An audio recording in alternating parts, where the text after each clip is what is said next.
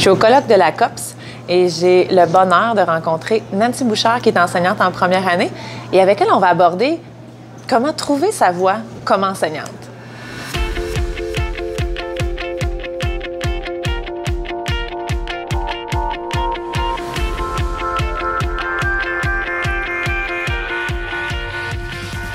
Bonjour Nancy! Nancy, quand tu as reçu l'invitation pour réaliser un rendez-vous pédagogique, ça a été quoi ta première impression? Comment tu t'es... Bien, j'avais pas l'impression que j'avais ma place ici. J'avais un peu le syndrome de l'imposteur parce que j'avais vraiment pas l'impression de faire quoi que ce soit d'extraordinaire dans ma classe qui mérite d'être mis comme ça sur les médias sociaux. Puis qu'est-ce que tu crois finalement?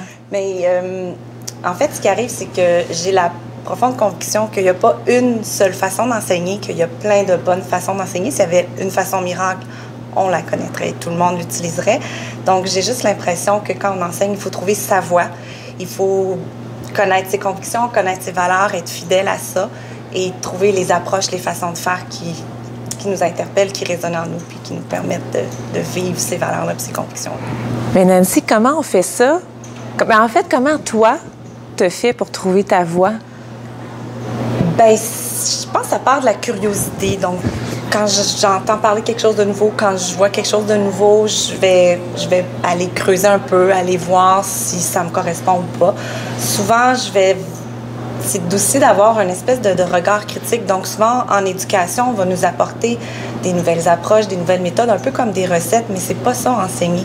Donc, souvent, quand je vais voir un truc, je vais dire, oui, ça me plaît, ça me fait pas. Ça, je vais le faire comme ça, mais ça, je vais l'adapter à ce que je suis ou à ce que je fais déjà.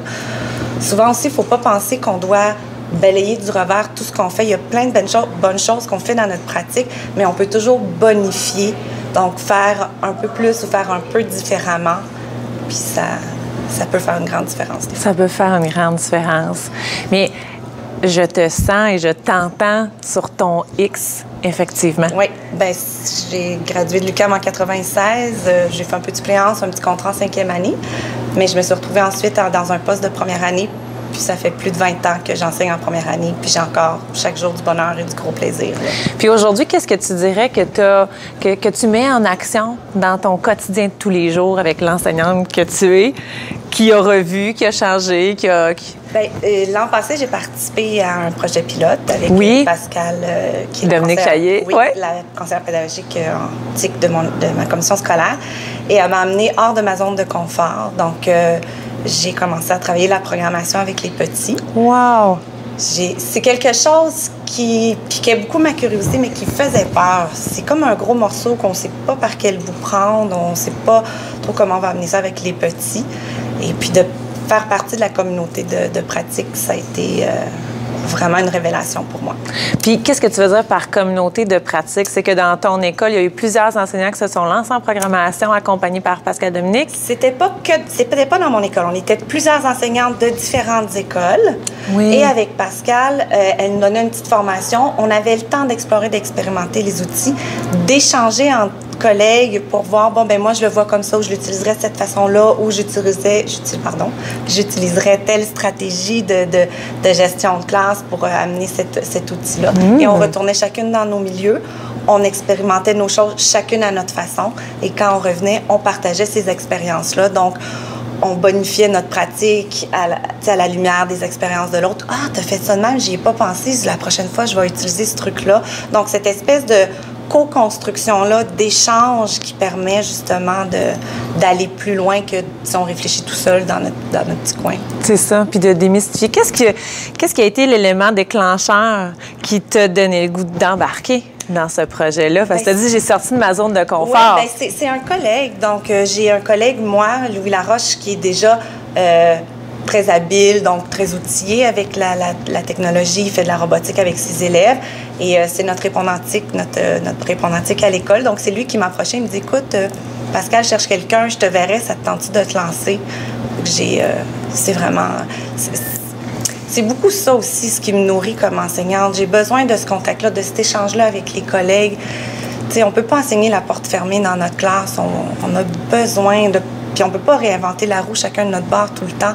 Donc, de faire du pouce sur les idées des autres, de partager nos bons coups, de pas se sentir menacé par les réussites d'une collègue. Oui. C'est tellement précieux, c'est tellement important. Puis c'est enrichissant, probablement. Hein? C'est ça je trouve que c'est ce qui, moi, je pense, qui garde ma flamme vive de l'enseignement, c'est ce côté-là que j'ai toujours eu besoin de travailler en équipe, de partager avec les collègues. Si je l'avais pas dans mon milieu, ben tu peux aller dans des congrès, aller dans des formations, travailler avec des conseillères pédagogiques qui, elles, vont regrouper des gens de différents milieux aussi. Puis dis-moi, si tu avais aujourd'hui à me décrire ce que ça a créé chez tes élèves, cette ouverture que tu as eue de te lancer dans le projet puis leur faire vivre de la programmation, comment tu me le décrirais? Écoute, il y a vraiment beaucoup d'éléments. C'est sûr qu'au niveau de la motivation, de l'engagement des jeunes, quand on parle de programmation, quand on parle de robotique, tout de suite, ils sont hyper allumés. Donc, ça, c'est un beau moteur de motivation. L'autre élément, c'est beaucoup l'interaction qui est nécessaire aussi. Pour travailler avec... Ben moi, je considère que pour travailler avec la programmation, le travail d'équipe, de mettre les jeunes ensemble puis de les amener à partager puis à s'appuyer sur les forces des uns des autres pour progresser justement dans leur appropriation de ça. Ça a été un élément que j'ai beaucoup aimé puis j'ai senti que ça l'a vraiment bien soudé mes élèves au niveau de ces habiletés-là. Le troisième élément aussi, c'est le droit à l'erreur. Donc, tu sais, dans la programmation, je trouve que plus que dans toute autre matière ou projet qu'on peut faire, l'enfant va apprendre de ses erreurs. Il y a une rétroaction immédiate. Quand je fais un programme, je veux que ça fasse telle chose. Oups, ça ne fonctionne pas. Tout de suite, on rebondit sur nos erreurs pour s'améliorer, pour comprendre. On est constamment en résolution de problèmes, en réflexion. Donc ça, j'ai trouvé ça super intéressant. Ça dédramatise vraiment l'erreur, puis l'erreur devient vraiment un moteur d'apprentissage. Ça, c'est un autre élément que je trouve super intéressant. Wow! Pour terminer, Nancy, j'aimerais te poser la question rockstar et due. C'est quoi ta source d'inspiration dans ta pratique? Bien, je dirais que depuis que j'ai commencé à enseigner, il y a la littérature jeunesse qui est vraiment pour moi une source inépuisable et intarissable d'inspiration. Mais peut-être plus dans mes pratiques pédagogiques, comme j'ai mentionné tantôt, c'est de rester en interaction, d'avoir toujours une espèce de communauté, de partage, d'échange, d'avoir de l'ouverture, d'avoir la curiosité. Mais c'est vraiment le contact avec d'être en relation d'aide, d'être en partage puis en échange avec les collègues qui pour moi, m'amène toujours un peu plus loin puis me garde motivée à faire toujours plus puis toujours mieux dans ma pratique. Et sur ta voie d'enseignante. Oui, je suis sur mon X, je suis à ma place, c'est clair. Après 22 ans, je me réveille avec le sourire tous les matins. Le matin, un peu moins, mais une fois que je suis devant mon groupe en contact avec les enfants, il y a comme un bonheur qui est là, un plaisir qui ne se tarit pas. Merci beaucoup, Nancy. Et je vous invite à vous inscrire via écolebranchée.com/hebdo pour recevoir toute l'actualité pédagogique qu'on prépare pour vous.